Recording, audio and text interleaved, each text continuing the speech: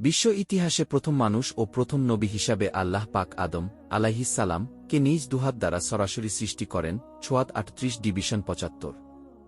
মাটির সকল উপাদানের সারনির্যাস একত্রিত করে আঠালো ও পোড়ামাটির ন্যায় শুষ্ক মাটির তৈরি সুন্দরতম অবয়বে রূহ ফুঁকে দিয়ে আল্লাহ আদমকে সৃষ্টি করেছেন। অতঃপর আদমের পাঁজর থেকে তার স্ত্রী হাওয়াকে সৃষ্টি করেন। আর এ কারণেই স্ত্রী জাতি স্বভাবগতভাবেই পুরুষ জাতির অনুগামী ও পরস্পরের প্রতি আকৃষ্ট। অতঃপর স্বামী স্ত্রীর মাধ্যমে যুগ যুগ ধরে একই নিয়মে মানববংশ বৃদ্ধির ধারা অব্যাহত রয়েছে। কুরআনের বর্ণনা অনুযায়ী প্রথম দিন থেকেই মানুষ পূর্ণ চেতনা ও জ্ঞান সম্পন্ন শব্দ মানুষ হিসাবেই যাত্রারম্ভ করেছে এবং আজও সেভাবেই তা অব্যাহত রয়েছে। অতএব গুহামানব, বন্যমানব, আদিম মানব ইত্যাদি বলে অসভ্য যুগ থেকে সভ্য যুগে মানুষের উত্তরণ ঘটেছে বলে কিছু কিছু ঐতিহাসিক যেসব কথা শুনিয়ে থাকেন তা অলীক কল্পনা ব্যতীত কিছুই নয়। সূচনা থেকে এয়াবত এই দীর্ঘ পথ পরিক্রমায় মানুষ কখনোই মানুষ ব্যতীত অন্য কিছু ছিল না। মানুষ বানর বা উল্লুকের উদ্বর্তিত রূপ বলে ঘনবিংশ শতাব্দীতে এসে চার্লস ডারউইন 1882 যে বিবর্তনবাদ থিওরি অব এভোলিউশন পেশ করেছেন তা বর্তমানে একটি মৃত মতবাদ মাত্র এবং তা প্রায় সকল বিজ্ঞানী কর্তৃক প্রত্যাখ্যাত হয়েছে। প্রথম মানুষ আদিপিতা আদম কে আল্লাহ সর্ববিষয়ের জ্ঞান ও যোগ্যতা দান করেন এবং বিশ্বে আল্লাহর খেলাফত পরিচালনার মর্যাদায় অভিষিক্ত করেন। সাথে সাথে সকল সৃষ্ট বস্তুকে করে দেন মানুষের অনুগত। লোকমান ৩১ ডিভিশন 20 ও সবকিছুর উপরে দেন মানুষের শ্রেষ্ঠত্ব। ইসরা ১৭ ডিভিশন 70। আর সে কারণেই জিন ফিরিশতা সবাইকে মানুষের মর্যাদার প্রতি সম্মান প্রদর্শনের জন্য আদমকে সিজদা করার আদেশ দেন। সবাই সে নির্দেশ মেনে নিয়েছিল, কিন্তু ইবলিস অহংকার বশে সে নির্দেশ অমান্য করায় চিরকালের মতো অভিশপ্ত হয়ে যায়। বাকবারাহ ২ ডিভিশন ৩৪। অথচ সে ছিল বড় আলেম ও ইবাদতগুয়ার। সে কারণ জিন জাতির হওয়া সত্ত্বেও সে ফিরিশতাদের সঙ্গে বসবাস করার অনুমতি পেয়েছিল ও তাদের নেতা হয়েছিল। কিন্তু আদমের উচ্চ মর্যাদা দেখে সে ঈর্ষাকাতর হয়ে পড়ে। ফলে অহংকার বশে আদমকে সিজদা না করায় এবং আল্লাহ ভীতি না থাকায় সে আল্লাহর গয়বে পতিত হয়। এজন্য জনৈক আরবি কবি বলেন, যদি তাকওয়াবিহীন ইলমের কোনো মর্যাদা থাকত তবে ইবলিস আল্লাহর সৃষ্টিকুলের সেরা বলে গণ্য হতো। দুঃশয়তানের সৃষ্টি ছিল মানুষের জন্য পরীক্ষা স্বরূপ। ইবলিসকে আল্লাহ মানুষের জন্য পরীক্ষা স্বরূপ সৃষ্টি করেন এবং কিয়ামত পর্যন্ত তার হায়াত দীর্ঘ করে দেন। মানুষকে আল্লাহর পথ থেকে বিচ্যুত করার জন্য ও তাকে ধোঁকা দেওয়াই শয়তানের একমাত্র কাজ। সে মানুষকে বলে কুফরি কর, কিন্তু যখন সে কুফরি করে তখন শয়তান বলে আমি তোমার থেকে মুক্ত। আমি বিশ্বপ্রভু আল্লাহকে ভয় করি। হাসর ৫ ডিভিশন ১৬। অন্যদিকে যুগে যুগে নবী রাসূল ও কিতাব পাঠিয়ে আল্লাহ মানুষকে সত্য পথ প্রদর্শনের ব্যবস্থা অব্যাহত রাখেন। বাকবারাহ ২ ডিভিশন ২১৩। আদম থেকে শুরু করে শেষনবী মুহাম্মদ পর্যন্ত ১,২৪,০০০ হায়ার পয়গাম্বর দুনিয়াতে এসেছেন এবং বর্তমানে সর্বশেষ এলাহি গ্রন্থ পবিত্র কুরআনের ধারক ও বাহক মুসলিম ওলামায়ে কেরাম শেষনবীর ওয়ারিস হিসাবে আল্লাহ প্রেরিত ওহীর বিধানসমূহ বিশ্বব্যাপী পৌঁছে দেবার দায়িত্ব পালন করে যাচ্ছেন। মায়েদাহ ৫ ডিভিশন ৬৭। পৃথিবীর চূড়ান্ত ধ্বংস তথা কিয়ামতের অব্যবহিত কাল পূর্ব পর্যন্ত এই নিয়ম জারি থাকবে। শেষনবীর ভবিষ্যদ্বাণী অনুযায়ী পৃথিবীর এমন কোনো বস্তি ও ঝুপড়ি ঘরও থাকবে না যেখানে আল্লাহ ইসলামের বাণী পৌঁছে দেবেন না। এতৎসত্ত্বেও অবশেষে পৃথিবীতে যখন আল্লাহ বলার মতো কোনো লোক থাকবে না, অর্থাৎ প্রকৃত তাওহীদের অনুসারী কোনো মুমিন বাকি থাকবে না, তখন আল্লাহর হুকুমে প্রলয় ঘনিয়ে আসবে এবং কিয়ামত সংঘটিত হবে। মানুষের দেহগুলি সব মৃত্যুর পরে মাটিতে মিশে যাবে, কিন্তু রুহগুলি স্ব ভালো বা মন্দ আমল অনুযায়ী ইল্লিন অথবা সিজ্জিনে অবস্থান করবে। মুত্তাফফিফিন ৮৩ ডিভিশন ৭-১৮। যাক বিয়ামতের পরপরই আল্লাহর হুকুমে স্ব দেহে পুনঃপ্রবেশ করবে। ফজর ৮৯ ডিভিশন ২৯। এবং চূড়ান্ত হিসাব নিকাশের জন্য সকল মানুষ সশরীরে সৃষ্টিকর্তা আল্লাহর দরবারে নিতে হবে। মুত্তাফফিফিন ৮৩ ডিভিশন ৪-। মানুষের ঠিকানা হল ৩টি। ১ দারুদ দুনিয়া, অর্থাৎ যেখানে আমরা এখন বসবাস করছি। ২ দারুল বরেক, অর্থাৎ মৃত্যুর পরে কবরের জগত। ৩ দারুল কারার, অর্থাৎ কিয়ামতের দিন শেষ বিচার শেষে জান্নাত বা জাহান্নামের চিরস্থায়ী ঠিকানা। অতএব পৃথিবী হল মানুষের জন্য সাময়িক পরীক্ষাগার মাত্র। জান্নাত থেকে নেমে আসা মানুষ এই পরীক্ষাস্থলে পরীক্ষা শেষে সুন্দর ফল লাভে পুনরায় জান্নাতে ফিরে যাবে অথবা ব্যর্থকাম হয়ে জাহান্নামে নিক্ষিপ্ত হবে। অতঃপর সেখানেই হবে তাদের সর্বশেষ যাত্রাবিরতি এবং সেটাই হবে তাদের চূড়ান্ত ও চিরস্থায়ী ঠিকানা। আল্লাহ বলেন, মাটি থেকেই আমরা তোমাদের সৃষ্টি করেছি, ওই মাটিতেই তোমাদের ফিরিয়ে নেব। অতঃপর ওই মাটি থেকেই আমরা তোমাদেরকে পুনরায় বের করে আনব বোয়াহা 20 ডিভিশন 55। অতঃপর বিচার শেষে কাফেরদেরকে হাঁকিয়ে নেওয়া হবে জাহান্নামের দিকে এবং মুত্তাকবিদের নেওয়া হবে জান্নাতে। জুমার 39 ডিভিশন 70-73। এভাবেই সেদিন জালেম তার প্রাপ্ত শাস্তি ভোগ করবে এবং ময়লুম তার যথাযথ প্রতিদান পেয়ে ধন্য হবে। সেদিন কারো প্রতি কোনরূপ অবিচার করা হবে না। বাকবারাহ 2 ডিভিশন 281। উল্লেখ্য যে হরত আদম আদ সম্পর্কে পবিত্র কুরআনের 10টি সূরায় 50টি আয়াতে বর্ণিত হয়েছে। এক্ষণে আদম সৃষ্টির ঘটনাবলী কুরআনে যেভাবে বর্ণিত হয়েছে তার আলোকে সারসংক্ষেপ আমরা তুলে ধরার প্রয়াস পাব ইনশাআল্লাহ। আদম সৃষ্টির কাহিনী। আল্লাহ একদা ফেরেশতাদের ডেকে বললেন, আমি পৃথিবীতে খলিফা অর্থাৎ প্রতিনিধি সৃষ্টি করতে চাই। বল, এ বিষয়ে তোমাদের বক্তব্য কি? তারা সম্ভবত ইতিপূর্বে সৃষ্ট জিন জাতির তিক্ত অভিজ্ঞতার আলোকে বলল, হে আল্লাহ, আপনি কি পৃথিবীতে এমন কাউকে আবাদ করতে চান যারা গিয়ে সেখানে ফাসাদ সৃষ্টি করবে ও রক্তপাত ঘটাবে, অথচ আমরা সর্বদা আপনার হুকুম পালনে এবং আপনার গুণগান ও পবিত্রতা বর্ণনায় রত আছি? এখানে ফেরেশতাদের উক্ত বক্তব্য আপত্তির জন্য ছিল না, বরং জানার জন্য ছিল। আল্লাহ বললেন, আমি যা জানি তোমরা তা জানো না। বাকবারাহ 2 ডিভিশন 30। অর্থাৎ আল্লাহ চান এ পৃথিবীতে এমন একটা সৃষ্টির আবাদ করতে যারা হবে জ্ঞান ও ইচ্ছাশক্তি সম্পন্ন এবং নিজস্ব বিচার বুদ্ধি ও চিন্তাগবেষণা সহকারে স্বেচ্ছায় আল্লাহর বিধানসমূহের আনুগত্য করবে ও তার ইবাদত করবে। ফেরেশতাদের মতো কেবল হুকুম তামিলকারী জাতি নয়। খলিফা অর্থ এখানে খলিফা বা প্রতিনিধি বলে জিনদের পরবর্তী প্রতিনিধি হিসাবে বনু আদমকে বুঝানো হয়েছে, যারা পৃথিবীতে একে অপরের প্রতিনিধি হবে। ইবনু কাছির। অথবা এর দ্বারা আদম ও পরবর্তী ন্যায়নিষ্ঠ শাসকদের বুঝানো হয়েছে, যারা জনগণের মধ্যে আল্লাহর আনুগত্য ও ইনসাফপূর্ণ শাসক প্রতিষ্ঠার মাধ্যমে আল্লাহর প্রতিনিধিত্ব করবে। কেননা ফাসাদ সৃষ্টিকারী ও অন্যায় রক্তপাতকারী ব্যক্তিরা আল্লাহর প্রতিনিধি নয়। ইবনু জারির। তবে প্রথম ব্যাখ্যাই অগ্রগণ্য, যা ফেরেশতাদের জবাবে প্রতীয়মান হয় যে এমন প্রতিনিধি আপনি সৃষ্টি করবেন যারা পূর্ববর্তী জিন জাতির মতো পৃথিবীতে গিয়ে ফাসাদ ও রক্তপাত ঘটাবে। বস্তুত জিন জাতির উপর বিয়াস করেই তারা এরূপ কথা বলে থাকতে পারে। ইবনু কাছির। অতঃপর আল্লাহ আদমকে সবকিছুর নাম শিক্ষা দিলেন। সবকিছুর নাম বলতে পৃথিবীর সূচনা থেকে লয় পর্যন্ত ছোট বড় সকল সৃষ্টবস্তুর ইলম ও তা ব্যবহারের যোগ্যতা তাকে দিয়ে দেওয়া হল, যা দিয়ে সৃষ্টবস্তুসমূহকে আদম ও বনু আদম নিজেদের অনুগত করতে পারে এবং তা থেকে ফায়দা হাসিল করতে পারে। যদিও আল্লাহর অসীম জ্ঞানরাশির সাথে মানবজাতির সম্মিলিত জ্ঞানের তুলনা মহাসাগরের অথই জলরাশির বুক থেকে পাখির ছো মারা এক ফোঁটা পানির সমতুল্য মাত্র। বলা চলে যে আদমকে দেওয়া সেই যোগ্যতা ও জ্ঞান ভাণ্ডার যুগে যুগে তার জ্ঞানী ও বিজ্ঞানী সন্তানদের মাধ্যমে বিতরিত হচ্ছে ও তার দ্বারা জগৎ সংসার উপকৃত হচ্ছে। আদমকে সবকিছুর নাম শিক্ষা দেওয়ার পর শ্রেষ্ঠত্ব প্রমাণের জন্য আল্লাহ তাকে ফেরেশতাদের সম্মুখে পেশ করলেন। কুরআনে কেবল ফেরেশতাদের কথা উল্লেখিত হলেও সেখানে জিনদের সদস্য ইবলিসও উপস্থিত ছিল। কাহফ 18 ডিভিশন 50। অর্থাৎ আল্লাহ চেয়েছিলেন জিন ও ফেরেশতা উভয় সম্প্রদায়ের উপরে আদমের শ্রেষ্ঠত্ব প্রমাণিত হোক এবং বাস্তবে সেটাই হল। তবে যেহেতু ফেরেশতাগণ জিনদের চেয়ে শ্রেষ্ঠ ও উচ্চ মর্যাদা সম্পন্ন, সেজন্য কেবল তাদের নাম নেওয়া হয়েছে। আর দুনিয়াতে জিনদের ইতিপূর্বেকার উৎপাত ও অনাচার সম্বন্ধে ফেরেশতারা আগে থেকেই অবহিত ছিল, সে কারণ তারা মানুষ সম্বন্ধেও একইরূপ ধারণা পোষণ করেছিল এবং প্রশ্নের জবাবে নেতিবাচক উত্তর দিয়েছিল। উল্লেখ্য যে আল্লাহ জিন জাতিকে আগেই সৃষ্টি করেন গণগণে আগুন থেকে। হিজর 15 ডিভিশন 27। কিন্তু তারা অবাধ্যতার চূড়ান্ত করে। আদমকে ফেরেশতাদের সম্মুখে পেশ করার পর আল্লাহ ফেরেশতাদেরকে ওইসব বস্তুর নাম জিজ্ঞেস করলেন, কিন্তু সঙ্গত কারণেই তারা তা বলতে পারল না। তখন আল্লাহ আদমকে নির্দেশ দিলেন এবং তিনি সবকিছুর নাম বলে দিলেন।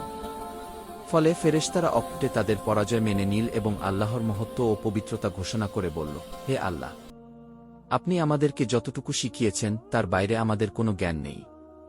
নিশ্চয়ই আপনি সর্বজ্ঞ ও দূরদৃষ্টিময়। বাকবারাহ 2 ডিভিশন 32। অতঃপর আল্লাহ তাদের সবাইকে আদমের সম্মুখে সম্মানের সিজদা করতে বললেন। সবাই সিজদা করল, ইবলিস ব্যতীত। সে অস্বীকার করল ও অহংকারে স্ফীত হয়ে প্রত্যাখ্যান করল। ফলে সে কাফিরদের অন্তর্ভুক্ত হল। বাকবারাহ 2 ডিভিশন 34। ইবলিস ওই সময় নিজের পক্ষে যুক্তি পেশ করে বলল, আমি ওর চাইতে উত্তম, কেননা আপনি আমাকে আগুন দ্বারা সৃষ্টি করেছেন আর ওকে সৃষ্টি করেছেন মাটি দিয়ে। আল্লাহ বললেন, তুই বের হয়ে যা, তুই অভিশপ্ত, তোর উপরে আমার অভিশাপ রইল পুনরুত্থান দিবস পর্যন্ত। ছোয়াত 38 ডিভিশন 76-78। আরাফ 7 ডিভিশন 12। সিজদার ব্যাখ্যা ও উদ্দেশ্য। আদমকে সৃষ্টি করার আগেই আল্লাহ ফেরেশতাদেরকে আদমের প্রতি সিজদা করার কথা বলে দিয়েছিলেন। হামিম সাজদাহ ফুতসিলাত 41:11। তাছাড়া কুরআনের বর্ণনাসমূহ থেকে একথা স্পষ্ট হয় যে আদমকে সিজদা করার জন্য আল্লাহর নির্দেশ ব্যক্তি আদম হিসাবে ছিল না, বরং ভবিষ্যৎ মানব জাতির প্রতিনিধিত্বকারী হিসাবে তার প্রতি সম্মান জানানোর জন্য জিন ও ফিরিশতাদের সিজদা করতে বলা হয়েছিল। এই সিজদা কখনোই আদমের প্রতি ইবাদত পর্যায়ের ছিল না, বরং তা ছিল মানবজাতির প্রতি আনুগত্য প্রদর্শন ও তাদেরকে সকল কাজে সহায়তা করার প্রতিশ্রুতি দানের প্রতীকী ও সম্মানসূচক সিজদা মাত্র। ওদিকে কাফিরদের অন্তর্ভুক্ত হলেও ইবলিস কিন্তু আল্লাহকে সৃষ্টিকর্তা ও পালনকর্তা হিসাবে অস্বীকার করেনি, বরং আল্লাহ যখন তাকে অভিসম্পাত করে জান্নাত থেকে চিরদিনের মতো বিতাড়িত করলেন, তখন সে আল্লাহকে রব হিসাবেই সম্বোধন করে প্রার্থনা করল, হে আমার প্রভু, আমাকে আপনি কিয়ামত পর্যন্ত অবকাশ দিন। হিজর 15:36, ছোয়াদ 38:79। আল্লাহ তার প্রার্থনা মঞ্জুর করলেন। অতঃপর সে বলল, হে আমার পালনকর্তা, আপনি যেমন আমাকে পথভ্রষ্ট করেছেন, আমিও তেমনি তাদের সবাইকে পৃথিবীতে নানারূপ সৌন্দর্যে প্রলুব্ধ করব এবং তাদেরকে পথভ্রষ্ট করে দেব। তবে যারা আপনার একনিষ্ঠ বান্দা, তাদের ব্যতীত। হিজর 15:34-40, ছোয়াদ 38:79-83। আল্লাহ তাকে বললেন, তুমি নেমে যাও এবং এখান থেকে বেরিয়ে যাও। তুমি নিচু তোমাদের অন্তর্ভুক্ত।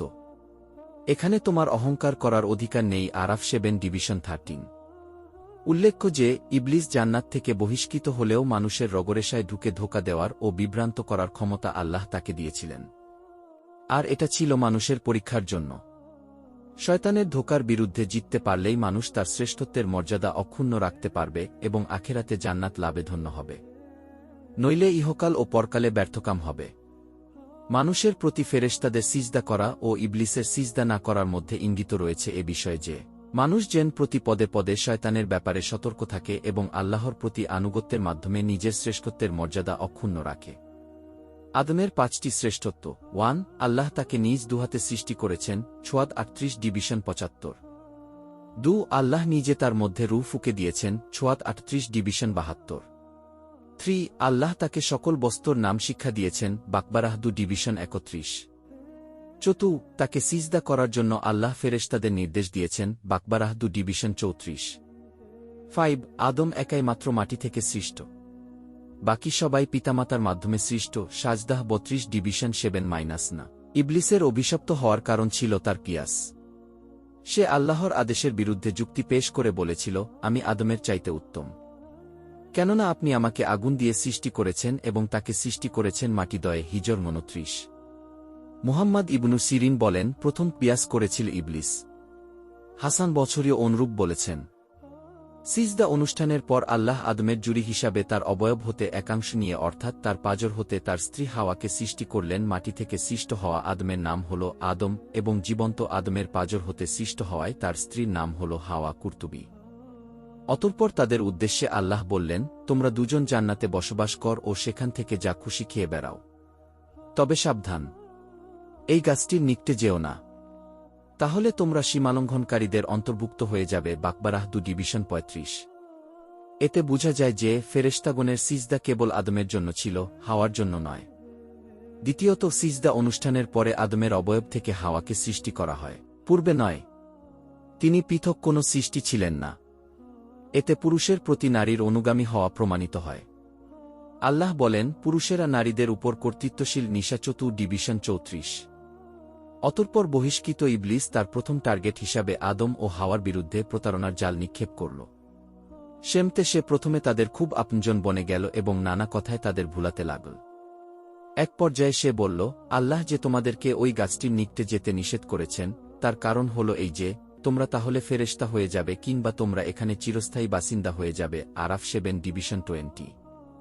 সে অতঃপর কসম খেয়ে বলল যে, আমি অবশ্যই তোমাদের হিতাকাঙ্ক্ষী। ওই 21। এভাবেই সে আদম ও হাওয়াকে সম্মত করে ফেল এবং তার প্রতারণার জালে আটকে গিয়ে তারা উক্ত নিষিদ্ধ বৃক্ষের ফল আস্বাদন করল। ফলে সাথে সাথে তাদের গুপ্তাঙ্গ প্রকাশিত হয়ে পড়ল এবং তারা তড়িঘড়ি গাছের পাতাসমূহ দিয়ে তা ঢাকতে লাগল।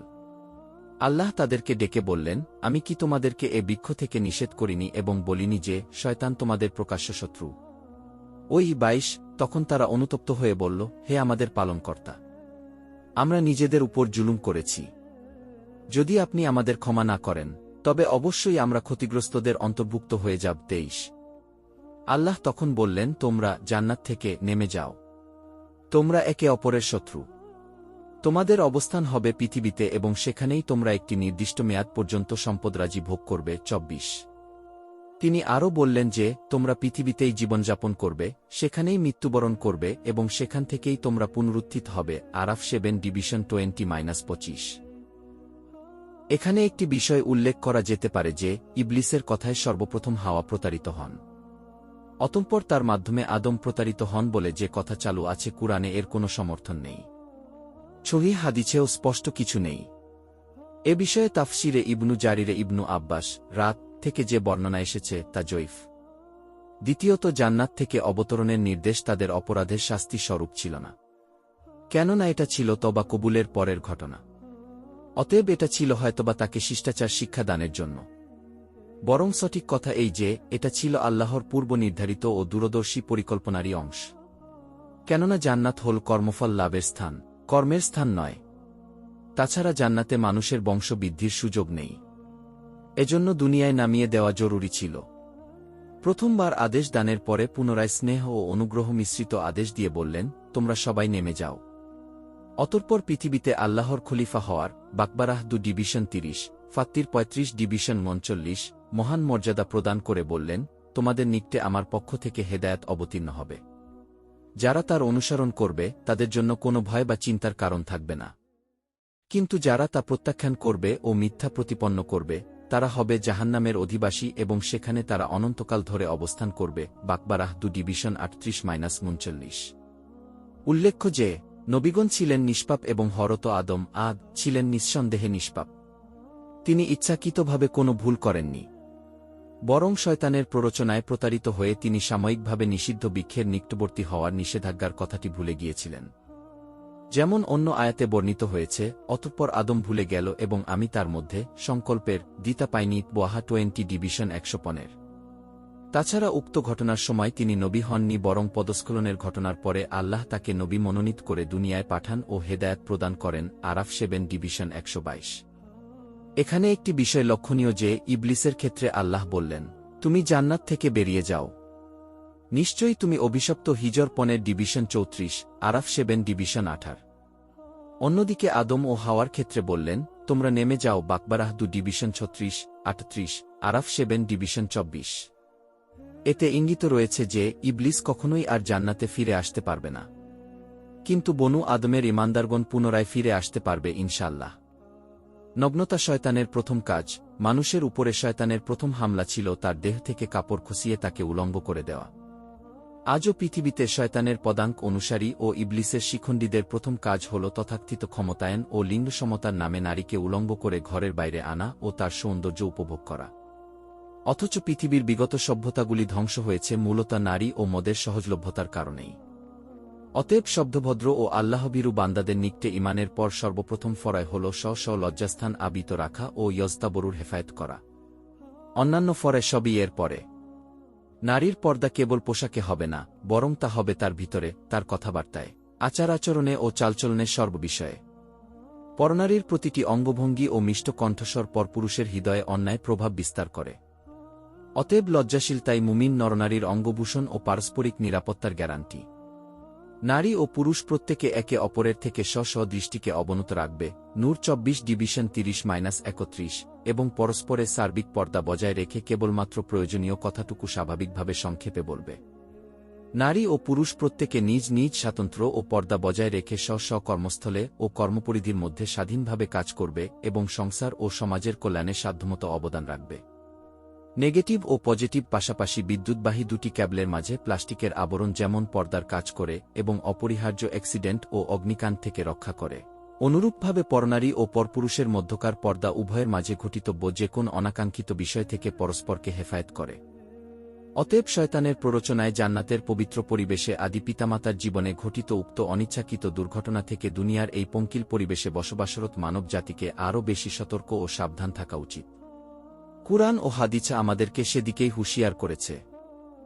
আল্লাহ বলেন, স্মরণ কর সেই সময়ের কথা যখন তোমার প্রভু ফেরেশতাদের বললেন, আমি মিশ্রিত পচা কাদার শুকনো মাটি দিয়ে মানুষ সৃষ্টি করব। অতঃপর যখন আমি তার অবয়ব পূর্ণভাবে তৈরি করে ফেলব ও তাতে আমি আমার রূহ ফুঁকে দেব, তখন তোমরা তার প্রতি সিজদায় পড়ে যাবে। হিজর 15:28-29। অন্যত্র তিনি বলেন, তিনিই সেই সত্তা যিনি তোমাদেরকে মাতৃগর্ভে আকার আকৃতি দান করেছেন যেমন তিনি চেয়েছেন। তিনি ব্যতীত কোনো উপাস্য নেই। তিনি মহাপরাক্রান্ত ও মহাবিজ্ঞানী। আলে ইমরান 3:। তিনি আরও বলেন, তিনি তোমাদেরকে তোমাদের মাতৃগর্ভে সৃষ্টি করেন একের পর এক স্তরে 3টি অন্ধকারাচ্ছন্ন আবরণের মধ্যে। জুমার 39:। 3টি আবরণ হল পেট, রেহেম বা জরায়ু এবং জরায়ুর ফুল বা গর্ভাধার। উপরোক্ত আয়াতগুলিতে আদম সৃষ্টির 3টি পর্যায়ে বর্ণনা করা হয়েছে। প্রথমে মাটি দ্বারা অবয়ব নির্মাণ, অতঃপর তার আকারাকৃতি গঠন ও অঙ্গপ্রত্যঙ্গসমূহে শক্তির আনুপাতিক হার নির্ধারণ ও পরস্পরের মধ্যে সামঞ্জস্য বিধান এবং সবশেষে তাতে রূহ সঞ্চার করে আদমকে অস্তিত্ব দান। অতঃপর আদমের অবয়ব, পাঁজর, থেকে কিছু অংশ নিয়ে তার জোড়া বা স্ত্রী সৃষ্টি করা। সৃষ্টির সূচনা পর্বের এই কাজগুলি আল্লাহ সরাসরি নিজ হাতে করেছেন। ছোয়াত 38:75। অতঃপর এই পুরুষ ও নারী স্বামী স্ত্রী হিসাবে বসবাস করে প্রথম যে যমজ সন্তান জন্ম দেয়, তারাই হল মানুষের মাধ্যমে সৃষ্ট পৃথিবীর প্রথম মানব যুগল। তারপর থেকে এয়াবত স্বামী স্ত্রীর মিলনে মানুষের বংশবৃদ্ধি অব্যাহত রয়েছে। শুধু মানুষ নয়, উদ্ভিদরাজি, জীবজন্তু ও প্রাণীকুলের সৃষ্টি হয়েছে মাটি থেকে। আর মাটি সৃষ্টি হয়েছে পানি থেকে। পানিই হল সকল জীবন্ত বস্তুর মূল। ফুরকবান 25:54। মৃত্তিকাজাত সকল প্রাণীর জীবনের প্রথম ও মূল এক ইউনিট হচ্ছে প্রোটোপ্লাজম, যাকে বলা হয় আদি প্রাণসত্তা। এ থেকেই সকল প্রাণী সৃষ্টি হয়েছে। এজন্য বিজ্ঞানী মরিস বুকাইলি একে বাম্পশেল বলে অভিহিত করেছেন। এর মধ্যে রয়েছে মাটির সকল প্রকারের রাসায়নিক উপাদান। মানুষের জীবন বীজে প্রচুর পরিমাণে 4টি উপাদান পাওয়া যায়: অক্সিজেন, নাইট্রোজেন, কার্বন ও হাইড্রোজেন। আর 8টি পাওয়া যায় সাধারণভাবে সমপরিমাণে।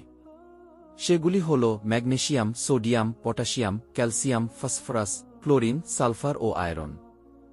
আরও 8টি পদার্থ পাওয়া যায় স্বল্প পরিমাণে। তা হল silicon, molybdenum, fluorine, cobalt, manganese, iodine, copper ও জিঙ্ক। কিন্তু এই সব উপাদান সংমিশ্রিত করে জীবনের কণা তথা প্রোটোপ্লাজম তৈরি করা সম্ভব নয়। জনৈক বিজ্ঞানী দীর্ঘ 15 বছর ধরে এসব মৌল উপাদান সংমিশ্রিত করতে চেষ্টা করেছেন, কিন্তু ব্যর্থ হয়েছেন এবং তাতে কোনো জীবনের কণা পরিলক্ষিত হয়নি। এই সংমিশ্রণ ও তাতে জীবন সঞ্চার আল্লাহ ব্যতীত কারও পক্ষে সম্ভব নয়। বিজ্ঞান এক্ষেত্রে মাথা নত করতে বাধ্য হয়েছে। প্রথম পর্যায়ে মাটি থেকে সরাসরি আদমকে, অতঃপর আদম থেকে তার স্ত্রী হাওয়াকে সৃষ্টি করার পরবর্তী পর্যায়ে আল্লাহ আদম সন্তানদের মাধ্যমে বনু আদমের বংশবৃদ্ধির ব্যবস্থা করেছেন। এখানেও রয়েছে 7টি স্তর, যেমন মৃত্তিকার সারাংশ তথা প্রোটোপ্লাজম, বীর্য বা শুক্রকীট, জমাট রক্ত, মাংসপিণ্ড, অস্থিমজ্জা, অস্থি পরিবেষ্টনকারী মাংস এবং সবশেষে রূহ সঞ্চারণ। মুমিনুন 23:12-14, মুমিন 40:67, ফুরকবান 25:44, তারেক 85:5-7। স্বামীর শুক্রকীট স্ত্রীর জরায়ুতে রক্ষিত ডিম্বকোষে প্রবেশ করার পর উভয়ের সংমিশ্রিত বীর্যে সন্তান জন্মগ্রহণ করে। দাহর 76:2। উল্লেখ্য যে পুরুষের একবার নির্গত লম্ফমান বীর্যে লক্ষ কোটি শুক্রাণু থাকে। আল্লাহর হুকুমে তন্মধ্যকার একটি মাত্র শুক্রকীট স্ত্রীর জরায়ুতে প্রবেশ করে। এই শুক্রকীট পুরুষ ক্রোমোজোম ই অথবা স্ত্রী ক্রোমোজোম সি হয়ে থাকে। এর মধ্যে যেটি স্ত্রীর ডিম্বের সি ক্রোমোজোমের সাথে মিলিত হয়, সেভাবেই পুত্র বা কন্যা সন্তান জন্মগ্রহণ করে আল্লাহর হুকুমে।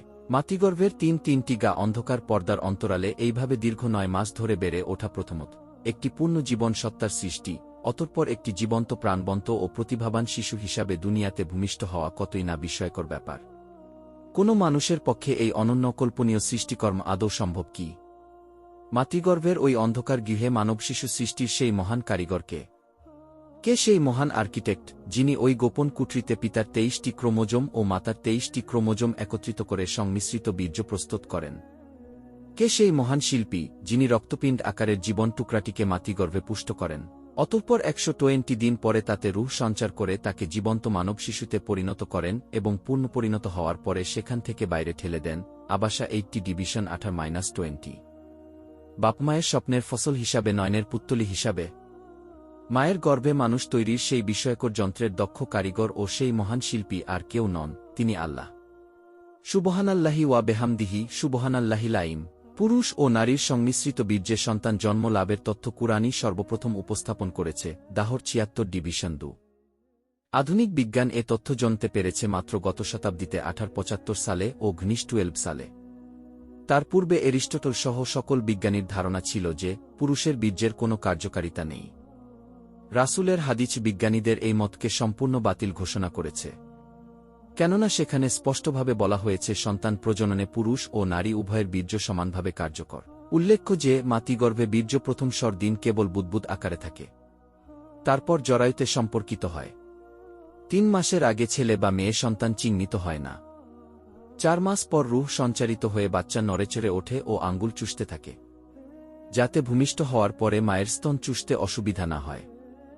এ সময় তার কপালে ৪টি বস্তু লিখে দেওয়া হয়, তার আজাল, হায়াত, আমল, রিক এবং সে ভাগ্যবান না দুর্ভাগা।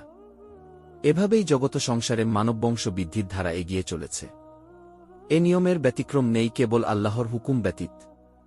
এ কারণেই আল্লাহ অহংকারী মানুষকে উদ্দেশ্য করে বলেন, মানুষ কি দেখে না যে আমরা তাকে সৃষ্টি করেছি শুক্রবিন্দু থেকে, অতঃপর সে হয়ে গেল প্রকাশ্যে বিতণ্ডাকারী। সে আমাদের সম্পর্কে নানারূপ দৃষ্টান্ত বর্ণনা করে, অথচ সে নিজের সৃষ্টি সম্পর্কে ভুলে যায় আর বলে যে কে জীবিত করবে এসব হাড়গোড়সমূহকে যখন সেগুলো পচে গলে যাবে। ইয়াসিন ৩৬ ডিভিশন ৭৭-৭৮। জান্নাত থেকে পতিত হবার পর হজরত আবদুল্লাহ ইবনে আব্বাস রাত থেকে সহিহ সনদে ইমাম আহমদ, নাসাই ও হাকেম রহত বর্ণনা করেন যে আমি কি তোমাদের প্রভু নই? বনি আদমের কাছ থেকে এই বহুল প্রসিদ্ধ আহদে আলাস্ত বা প্রতিজ্ঞা প্রতিশ্রুতিটি তখনই নেওয়া হয় যখন আদম কে জান্নাত থেকে পৃথিবীতে নামিয়ে দেওয়া হয়। আর এ প্রতিশ্রুতি নেওয়া হয়েছিল নামান নামক উপত্যকায়, যা পরবর্তীকালে আরাফাতের ময়দান নামে পরিচিত হয়েছে। এর দ্বারা একটি বিষয় প্রমাণিত হয় যে জান্নাত ও জাহান্নামের অবস্থান পৃথিবীর বাইরে অন্যত্র এবং তা সৃষ্ট অবস্থায় তখনও ছিল, এখনও আছে। আধুনিক বিজ্ঞান এ পৃথিবী ও সৌরলোকের বাইরে দূরে বহুদূরে অগণিত সৌরলোকের সন্ধান দিয়ে কুরআন ও হাদিসের তথ্যকেই সপ্রমাণ করে দিচ্ছে। আদমের অবতরণ স্থল, আদম ও হাওয়াকে আসমানে অবস্থিত জান্নাত থেকে নামিয়ে দুনিয়ায় কোথায় রাখা হয়েছিল সে বিষয়ে মতভেদ রয়েছে। যেমন বলা হয়েছে আদমকে শরণদ্বীপে শ্রীলঙ্কা ও হাওয়াকে জেদ্দায় সৌদি আরব এবং ইবলিসকে বছরায় ইরাক ও ইবলাসের জান্নাতে ঢোকার কথিত বাহন সাপকে ইস্পাহানে ইরান নামিয়ে দেওয়া হয়েছিল। কেউ বলেছেন আদমকে মক্কার ছাফা পাহাড়ে এবং হাওয়াকে মারওয়া পাহাড়ে নামানো হয়েছিল।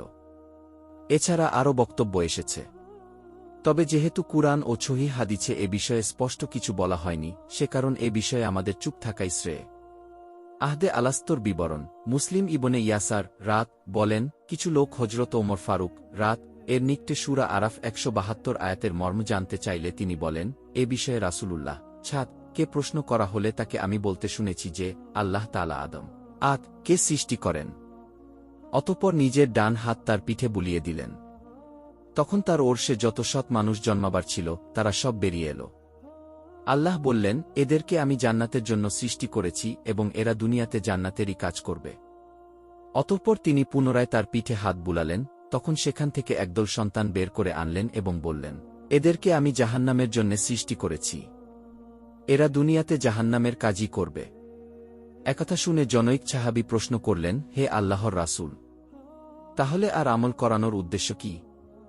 রাসূলুল্লাহ বললেন, যখন আল্লাহ কাউকে জান্নাতের জন্য সৃষ্টি করেন তখন তিনি তাকে দিয়ে জান্নাতের কাজই করিয়ে নেন, এমনকি তার মৃত্যু অনুরূপ কাজের মধ্যে হয়ে থাকে। অতঃপর আল্লাহ তাকে জান্নাতে প্রবেশ করান।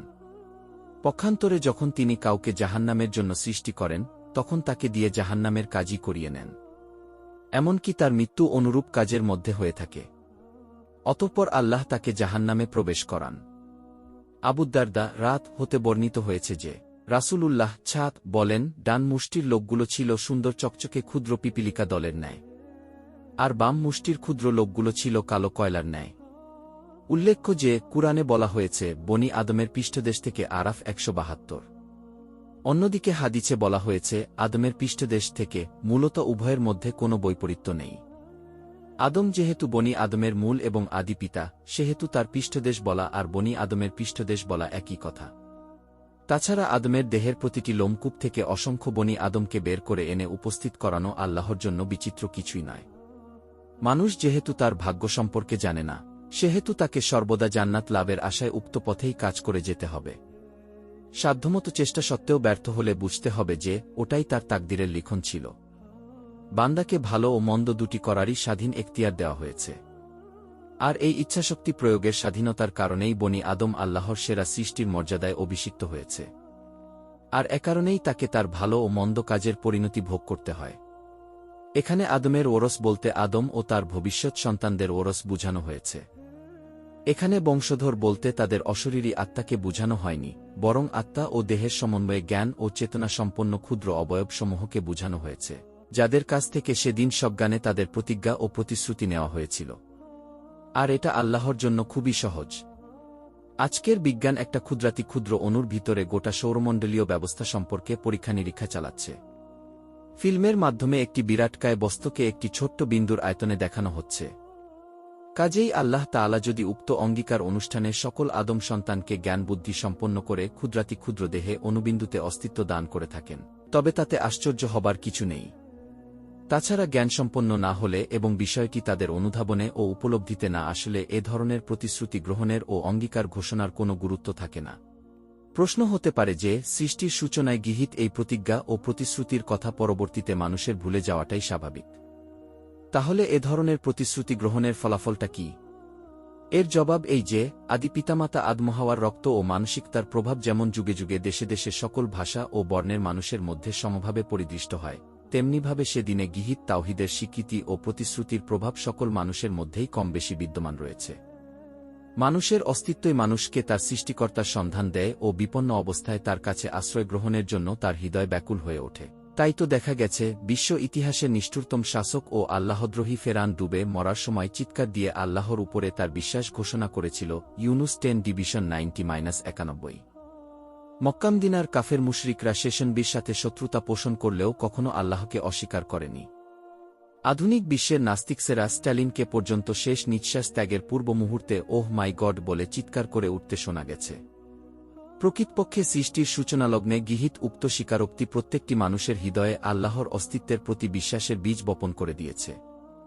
চাই তার বিকাশ কোনো শিরকি ও ভ্রান্ত পদ্ধতিতে হোক বা নবীদের দেখানো সঠিক তাওহীদি পদ্ধতিতে হোক। এ কথাটাই হাদিসে এসেছে এভাবে যে, প্রত্যেক মানব শিশুই ফিতরাতের উপরে জন্মগ্রহণ করে, অতঃপর তার পিতামাতা তাকে ইহুদি নাছাড়া বা মজুসী অগ্নিউপাসক বানায়। এখানে ফিতরাত অর্থ স্বভাবধর্ম ইসলাম, অর্থাৎ মানব শিশু কোনো শিরকি ও কুফরি চেতনা নিয়ে জন্মগ্রহণ করে না, বরং আল্লাহকে চেনা ও তার প্রতি আনুগত্য ও আত্মসমর্পণের চেতনা ও যোগ্যতা নিয়ে জন্মগ্রহণ করে। এর ফলে নবীদের প্রদত্ত তাওহীদের শিক্ষাকে সে অত্যন্ত সহজে ও সাগ্রহে বরণ করে নেয়। কেননা শুধু জন্মগত চেতনার কারণেই কেউ মুসলমান হতে পারে না, যতক্ষণ না সে নবীর মাধ্যমে প্রেরিত দ্বীন সজ্ঞানে স্বেচ্ছায় কবুল করে। সহিহ মুসলিমের অপর বর্ণনায় এসেছে, আল্লাহ বলেছেন যে আমি আমার বান্দাদের হানিফ অর্থাৎ আল্লাহর প্রতি একনিষ্ঠ রূপে সৃষ্টি করেছি। অতঃপর শয়তান তার পিছে লেগে তাকে আল্লাহর পথ থেকে দূরে নিয়ে গেছে। আল্লাহ বলেন, আল্লাহর ফিতরত যার উপরে তিনি মানুষকে সৃষ্টি করেছেন। আল্লাহর এই সৃষ্টির কোনো পরিবর্তন নেই। রুম 30:30। মোট কথা, প্রত্যেক মানব শিশু স্বভাবধর্ম ইসলামের উপরে জন্মগ্রহণ করে এবং নিজ সৃষ্টিকর্তাকে চেনার ও তাকে মেনে চলার অনুভূতি ও যোগ্যতা নিয়ে সৃষ্টি হয়। যদিও পিতামাতা ও পরিবেশের কারণে কিংবা শয়তানের ওয়াসওয়াসায় পরবর্তীতে অনেকে বিভ্রান্ত হয়। অতএব কাফির মুমিন মুশরিক সবার মধ্যে আল্লাহকে চেনার ও তার ইবাদত ও আনুগত্যের চেতনা ও যোগ্যতা বিদ্যমান রয়েছে। এই সৃষ্টিগত চেতনা ও অনুভূতিকে কেউ পরিবর্তন করতে পারে না। অর্থাৎ কুশিক্ষা, কুসঙ্গ ও শয়তানি সাহিত্য পাঠ করে বা নষ্ট ব্লু ফিল্মের নীল দংশনে উক্ত চেতনাকে পরিবর্তনের চেষ্টা করা আল্লাহর সৃষ্টির বিরুদ্ধে বিদ্রোহ করা শামিল। অতএব উক্ত সৃষ্টিগত চেতনাকে সমুন্নত রাখাই ব্যক্তি, সমাজ ও রাষ্ট্রের কর্তব্য। একথা ব্যক্ত করে আল্লাহ বলেন, আমি জিন ও ইনসানকে আমার ইবাদত ব্যতীত অন্য কোনো কাজের জন্য সৃষ্টি করিনি। জারিয়াত 51:56। অর্থাৎ আমি তার প্রকৃতিতে আমার প্রতি ইবাদত ও দাসত্বের আগ্রহ ও যোগ্যতা সৃষ্টি করে দিয়েছি। এটাকে সঠিক অর্থে কাজে লাগালে আমার অবাধ্যতামূলক কোনো কাজ বান্দার দ্বারা সংঘটিত হবে না এবং জগৎ সংসারেও কোনো অশান্তি ঘটবে না। যেমনভাবে কোনো মুসলিম শিশু জন্মগ্রহণের সাথে সাথে তার কানে আজান শোনানো হয়, অথচ ওই শিশু আজানের মর্ম বুঝে না বা বড় হয়েও তার শেখতা মনে থাকে না, অথচ ওই আজানের মাধ্যমে তার হৃদয়ে প্রথিত হয়ে যায় তাওহীদ, রিসালাত ও ইবাদতের বীজ, যার প্রভাব সে আজীবন অনুভব করে। সে বেয়ামল হলেও ইসলামের গণ্ডি থেকে খারিজ হয়ে যেতে তার অন্তর কখনোই সায় দেয় না। তার অবচেতন মনে আল্লাহ ও রাসূলের প্রতি আনুগত্য বোধ অক্ষুণ্ণ থাকে। বিশেষ করে হতাশা ও বিপন্ন অবস্থায় সে তার প্রভুর সাহায্য ও সান্নিধ্য লাভের জন্য ব্যাকুল হয়ে ওঠে। অর্থ না বুঝলেও কুরআন পাঠ ও আজানের ধ্বনি মানুষের মনকে যেভাবে আকৃষ্ট করে এবং হৃদয়ে যে স্থায়ী প্রভাব ফেলে তার কোনো তুলনা নেই। এ কারণেই কাফির আরব নেতারা মানুষকে কুরআন শুনতে দিত না, অথচ নিজেরা রাতের অন্ধকারে তা গোপনে আড়ি পেতে শুনত এবং একে জাদু বলত। শ্রেষ্ঠ আরব কবিগণ কুরআনের অলৌকিকত্বের কাছে আত্মসমর্পণ করেন, এমনকি অন্যতম শ্রেষ্ঠ আরবি কবি লাবিদ বিন রাবিয়াহ কুরআন শোনার পর কাব্যচর্চা পরিত্যাগ করেন। গত শতাব্দীর শুরুতে তুরস্কে ওসমানীয় খেলাফত উৎখাত করে কামাল পাশা ধর্মনিরপেক্ষতা প্রতিষ্ঠা করেন এবং মসজিদসমূহে আরবি আজান বন্ধ করে তুর্কি ভাষায় আজান দেওয়ার নির্দেশ জারি করেন। কিন্তু তাতে আরবি আজানের প্রতি মানুষের হৃদয়াবেগ আরও বৃদ্ধি পায়। ফলে গণবিদ্রোহ দেখা দিলে তিনি উক্ত আদেশ বাতিল করতে বাধ্য হন। আধুনিক বিজ্ঞানও প্রমাণ করে দিয়েছে যে শব্দ মানব মনে ব্যাপক প্রভাব বিস্তার করে। তাই আল্লাহ প্রেরিত আজানের ধ্বনি সদ্যপ্রসূত শিশুর কচি মনে আজীবনের জন্য সুদূরপ্রসারী স্থায়ী প্রভাব বিস্তার করবে, এটাই স্বাভাবিক। অতএব সৃষ্টির সূচনাকালের গৃহীত আহদে আলাস্ত বা আল্লাহর প্রতি ইবাদত ও আনুগত্যের প্রতিজ্ঞা ও প্রতিশ্রুতি মানব মনে জীবনব্যাপী স্থায়ী প্রভাব বিস্তার করে থাকে, যার কথা বারবার বান্দাকে স্মরণ করিয়ে দিতে হয় এবং যার বিরোধিতা করা আত্মপ্রবঞ্চনা করার শামিল। আমাদের ভিডিওটি যদি ভালো লাগে তাহলে অবশ্যই চ্যানেলটি সাবস্ক্রাইব করবেন, আর আপনাদের মতামত জানাতে অবশ্যই ভিডিওর নিচে একটা কমেন্ট করে মতামত জানাবেন, এতে আমাদের ভিডিও বানানোর উৎসাহ বাড়ে। আপনি কোনো ধরনের ভিডিও দেখতে চান কমেন্ট করে অবশ্যই জানিয়ে দেবেন। আর এই গল্পের যদি দ্বিতীয় পার্ট দেখতে চান তাহলে অবশ্যই কমেন্ট করে জানিয়ে দেবেন, তাহলে খুব শীঘ্রই দ্বিতীয় পার্ট নিয়ে চলে আসব ইনশাআল্লাহ।